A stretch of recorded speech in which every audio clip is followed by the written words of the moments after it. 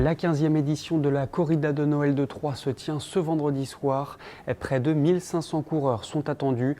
Nous avons pu en parler avec l'adjoint au maire en charge des sports, Frédéric Serra. Frédéric Serra, bonjour. Bonjour Antonin. Merci de nous accorder ces quelques minutes. Pour ceux qui ne connaissent pas, est-ce que vous pourriez tout d'abord nous présenter la Corrida de Noël de Troyes en quelques mots? La Corrida de Noël, en fait, c'est en principe le dernier rendez-vous sportif de l'année, sachant que sur une année normale, c'est-à-dire une année normale hors Covid, ont eu lieu auparavant le semi-marathon et le Tour du Bouchon. Cette année, le semi et le Tour du Bouchon n'ont pas eu lieu, ce qui fait de la Corrida le seul et unique rendez-vous, sportivo-festif de l'année, parce qu'il s'agit de courir à pied, mais sur une distance suffisamment courte et avec un aspect suffisamment ludique, on va y revenir, pour permettre au plus grand nombre d'y participer. On avait en 2019, date de la dernière édition, environ 1700 participants. 1700 participants qui ont pu déambuler dans les rues de Troyes, l'hyper-centre-ville, avec une déambulation qui permet à chacune de découvrir les monuments, le patrimoine, et surtout de le découvrir de manière déguisée, ce qui fait l'originalité de cette corrida. On connaît le contexte sanitaire qui est forcément particulier. Qu'est-ce que ça va changer concrètement pour vous en termes d'organisation et pour les différents participants? Alors, le contexte sanitaire change deux choses. D'abord, pour l'inscription des participants, la présentation désormais traditionnelle du fameux pass sanitaire, précieux sésame et obtenir un dossard, pass sanitaire pour les plus de 12 ans. Ça, j'ai quelque part une contrainte désormais bien connue dans le quotidien de chacune. Et en revanche, le petit bémol, c'est que contrairement aux autres années, on ne pourra pas conclure cette corrida par le verre de l'amitié, donc pas de vin chaud et pas de chocolat à l'arrivée.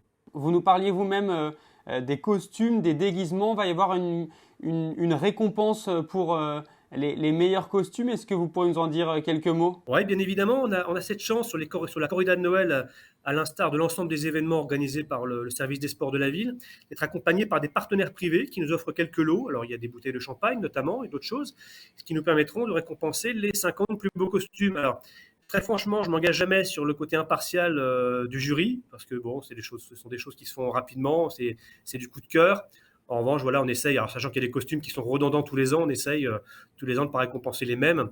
En tout cas, voilà, on n'a jamais de plainte par rapport au règlement, parce que vraiment chacun vient d'abord s'amuser avant de venir glaner un lot. Précision importante, il y a une nouveauté cette année. La course solidaire ne se fera plus au profit du Téléthon, mais pour les Restos du Cœur. Là aussi, on vous laisse nous donner plus de précisions. Nous avons cette année changé de partenaire, si je puis dire, et orienté le partenariat vers les Restaurants du Cœur avec l'antenne de l'Aube, pour avoir toujours, je dirais, une association locale, mais changer de thème, si je puis m'exprimer ainsi. Malheureusement, l'actualité et le succès des Restaurants du Cœur ne se demandent pas. Je dis bien malheureusement, parce que c'est une association qu'on souhaiterait voir disparaître dans l'absolu.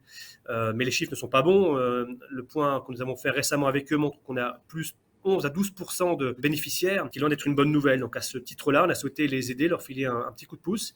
Et sur les 5 euros de participation qui seront versés par chaque concurrent, chaque participant, 1 euro ira vers les Restaurants du Cœur. Ça, c'est pour cette année ou ça va se prolonger sur les prochaines éditions? Alors on n'a pas pris de décision, c'est-à-dire qu'après on est ouvert à tout. Alors c'est pas il n'y a pas de concours, c'est-à-dire que le but, c'est pas de recevoir des lettres de candidature des associations. On connaît bien le tissu associatif local.